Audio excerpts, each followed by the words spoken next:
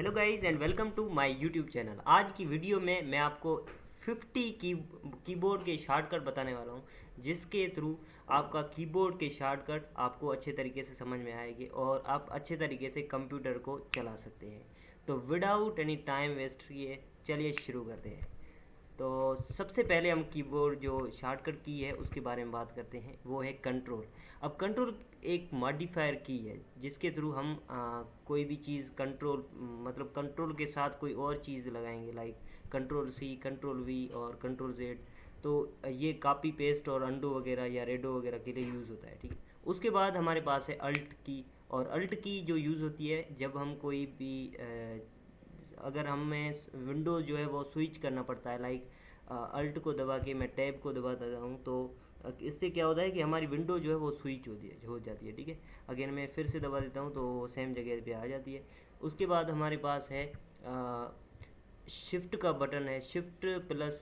Shift हम कब use करते हैं, जब हमें कोई छोटा लेटर करना हो या कोई लेटर जो है वो बड़ा करना हो, तो इसके लिए या कैपिटल और स्मॉल लेटर के लिए यूज़ करते हैं। और उसके अलावा हम शिफ्ट को जो सिंबल्स के लिए यूज़ करते हैं, शिफ्ट प्लस जो 1 2 वगैरह लगाते हैं, तो हमारे लिए सिंबल्स जो है वो उसके लिए काम आता है। उसके आगे हमारे पास इंटर आ जाता है। इंटर अब कोई हम फॉर्म वगैरह सबमिट करते हैं उसके लिए यूज़ है, या हमारे पास कुछ कमांड्स होते हैं उनके लिए रन करने के लिए हमें शिफ्ट इंटर की ज़रूरत पड़ती है। उसके बाद हमारे पास स्केप का बटन है। अब स्केप का बटन जो है वो इसके लिए यूज़ करते हैं जब हम एक कंप्लीट स्क्रीन है उसको हम स्केप करने या एग्ज़िट करनी हो। अब मैंने जिसको जैसे ही इसको दबाया तो हमारी जो कंप्लीट स्क्रीन है वो एग्ज़िट हो गई, ठीक है। उसके बाद हमारे पास स्पेस का बटन है जिसके थ्रू हम डिफरेंट वर्ड्स और कैरेक्टर के बीच में स्पेस लगा देते हैं। और उसके बाद हमारे पास बैक स्पेस का बटन है जिसके थ्रू हम कोई भी वर्ड है उसको हम रिमूव कर सकते हैं और दोबारा टाइप कर सकते हैं। डिलीट का बटन है, डिलीट के लिए मतलब कोई भी चीज़ है, लाइक कोई भी ऑब्जेक्ट है या कोई वर्ड है, कुछ कुछ भी हमने या कोई भी फोल्डर है, उसके लिए हम डिलीट का बटन के थ्रू हम उसको डिलीट कर सकते हैं। उसके बाद हमारे पास टैब है। अब टैब से क्या होता है कि हम अलाइनमेंट के थ्रू स्पेस हम आगे या पीछे स्पेस कर सकते हैं, ठीक है, या हम नेविगेट कर सकते हैं बिटवीन फ्रॉम फॉर्म फील्ड्स, ठीक है। उसके बाद हमारे पास ओपन हेल्प डॉक्यूमेंटेशन F1, हमारे F1 से लेकर F12 तक जो लेटर्स हैं जो बटन्स हैं उसको भी हम अच्छे तरीके से समझते हैं। तो F1 जो है वो हम यूज़ करते हैं कोई भी हम डॉक्यूमेंटेशन की हेल्प के लिए, ठीक है।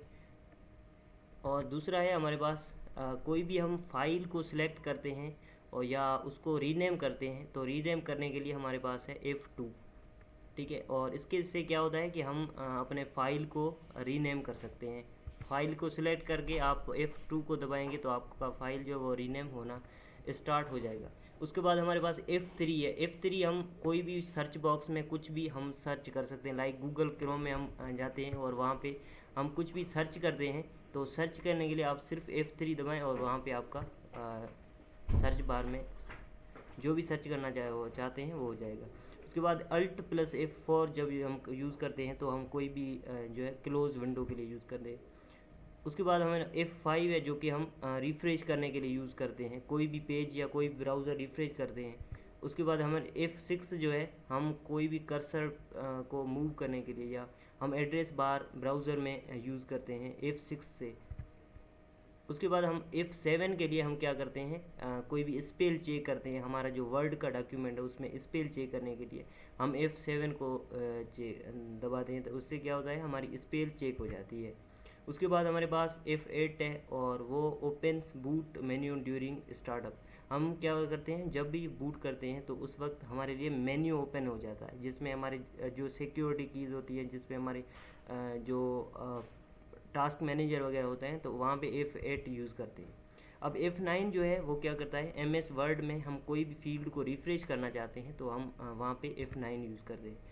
अब F10 जो है वो क्या करता है, मेन्यू बार में हम कुछ भी एक्टिवेट करना चाहते हैं तो वहाँ पे हम एक्टिवेट करने के लिए F10 यूज़ करते हैं, ठीक है।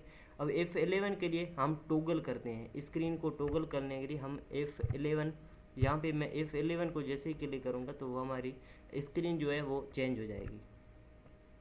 F12 के लिए हम कोई भी डायलॉग बॉक्स है वो उसको सेव करने के लिए हम क्या करते हैं, सेव एज मतलब डायलॉग के लिए हम कुछ भी सेव करने के F12 यूज़ करते हैं, ठीक है। अब उसके बाद विंडो की आती है, विंडो प्लस डी आप करेंगे तो आपका शो डेस्कटॉप, आपका डेस्कटॉप जो है वो शो विंडो की है, जो वो आपके एक्चुअली स्टार्ट करने, कुछ भी आप स्टार्ट करते हैं जब आपका मेन्यू वगैरह, तो वहाँ पे क्या होता है, आपकी विंडो की यूज़ होती है। उसके बाद हमारे पास होम पेज है, यहाँ पे कोई भी हम हम कहीं किसी भी पेज पे हैं, लेकिन अगर हम होम पे जाना चाहते हैं तो हम होम वाले बटन को क्लिक करेंगे और हम सीधा शुरू वाले पेज पे आ जाएंगे। उसके बाद हमारे पास है यहाँ पे एंड का बटन। एंड का ये मतलब है कि अब अगर आप कहीं पे भी हैं, लेकिन अगर एंड के बटन को क्लिक करते हैं तो आप एंड पे चले जाएंगे। और उसके बाद पेज अप, यानी कि अगर आप ऊपर जाना चाहते हैं और पेज को अप करना चाहते हैं तो आप इसको वन पेज यानी डॉक्यूमेंट, यानी कि आप एट ए टाइम अगर इस बटन को क्लिक करते हैं तो आप at a time one page या डॉक्यूमेंट में ऊपर कर सकते हैं। पेज डाउन भी इस तरीके से काम करता है, वन डॉक्यूमेंट या वन पेज डाउन कर सकते हैं। उसके अलावा हमारे पास एरो कीज़ हैं, यानी कि लेफ़्ट राइट टॉप डाउन, ये भी हम कोई भी मेन्यू या टेक्स्ट वगैरह को नीचे करने के लिए यूज़ करते हैं। और उसके अलावा insert, toggle between insert and overwrite text mode, इसके लिए यूज़ होता है। तो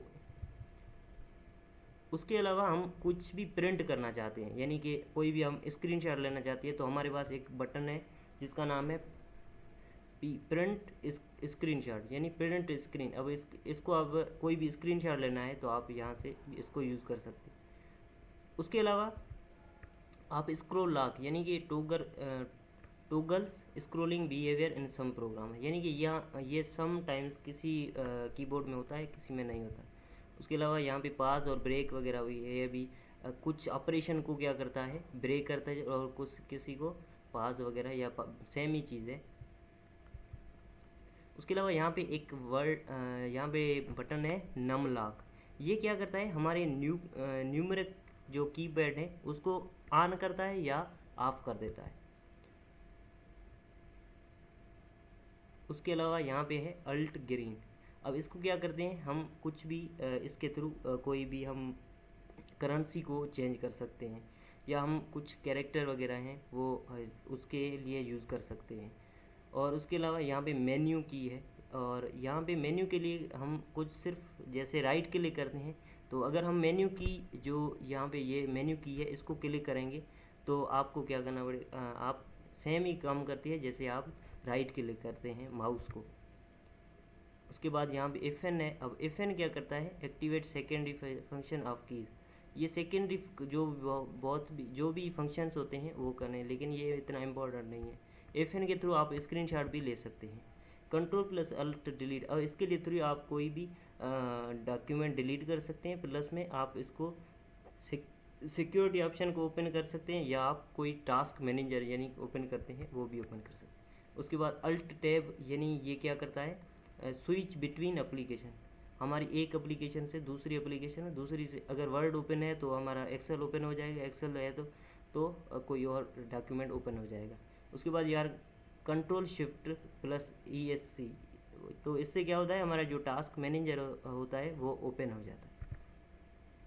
अब यहाँ पे है कंट्रोल Z, इससे क्या होता है, हम कुछ भी काम करते हैं उसको हम रिवर्स कर दें, यानी कि अंडो, और एक होता है अंडो और दूसरा होता है रेडो। इससे क्या होता है, सेम काम अंडर नेक्शन। उसके बाद है कंट्रोल A, इससे क्या होता है, हमारे आल कंटेंट जो है वो मतलब सिलेक्ट हो जाते हैं। और ये कंट्रोल X है जिसके थ्रू हमारा क्या हो जाता है, हम कोई भी चीज़ कट करते हैं, और इससे कोई भी चीज़ हम कंट्रोल भी पेस्ट करते हैं, और इससे क्या करते हैं, हम कोई भी डॉक्यूमेंट जो है वो प्रिंट कर देते हैं कंट्रोल P से। और इससे क्या करते हैं, हम कोई भी चीज़ सर्च करते हैं कंट्रोल प्लस F, और इससे कंट्रोल प्लस N इसको हम यूज़ करते हैं अपनी कोई भी न्यू विंडो या कोई भी न्यू डॉक्यूमेंट ओपन करने के लिए। और इससे कंट्रोल प्लस इसको हम क्या यूज़ करते हैं, अपने कोई भी डॉक्यूमेंट है उसको सेव करने के लिए यूज़ करते हैं। और दूसरा यहाँ पे एक है कंट्रोल प्लस D।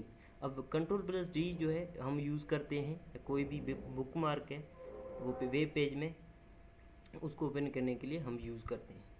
और ये यहाँ पे है अल्ट प्लस 4, अब यहाँ पे Alt+4 है जो क्लोज द करंट विंडो, यानी कि अगर मैंने इसको Ctrl+F4 लगा लिया तो ये ओपन क्लोज हो जाएगा। ठीक है, यहाँ पे मैंने, तो आप देख सकते हैं ये क्लोज हो जाएगा इस तरीके से।